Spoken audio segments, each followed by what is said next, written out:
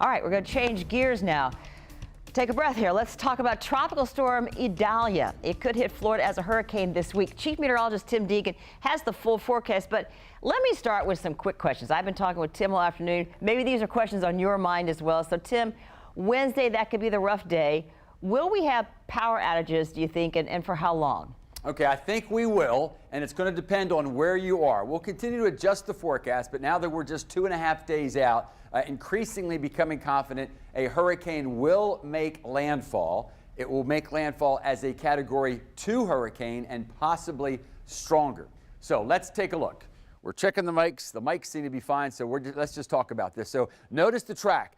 This would take the eye, or what's left of it. No, there's no doubt. It's coming in from the Gulf Coast. And so that means this hurricane will weaken as it makes landfall. But because it's going to make landfall as a 2, possibly a 3, it's still going to go over Lake City and near Waycross as a Category 1 hurricane and then weakening. So yes, there will be power outages probably for days for you folks in Columbia County and then possibly into Baker, Union, and Bradford, because you're going to have Cat 1 conditions. What does that mean? Engineers tell us that means you will have roof damage and large branches snapped, in addition to 5 to 10 inches of rainfall. The hurricane not quite as strong, but still probably power outages and enough to last maybe for some days as we get up through the Okefenokee. For the rest of us, we're going to go, and again, we'll continue to adjust these forecasts, gusts to 65, possibly stronger. That will cause power outages, but I think for the rest of us, that would tend to be power outages for a few hours versus days.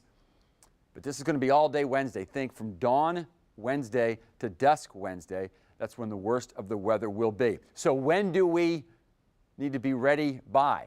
I'd say sunset Tuesday. There's another way to put that, Jeannie. That would be how long do we have to prepare? No reason to panic. I'd continue, if you use Sunday evening as a day of rest, continue to rest. Monday, we're going to have watches and warnings issued, but we'll have all day Monday, and the weather at least relaxed enough outside of what we think of as typical summer weather to get things done. But by sunset Tuesday, no matter where you are around the first coast of northeast Florida and southeastern Georgia, you should be prepared for it will be a hurricane coming ashore Wednesday morning.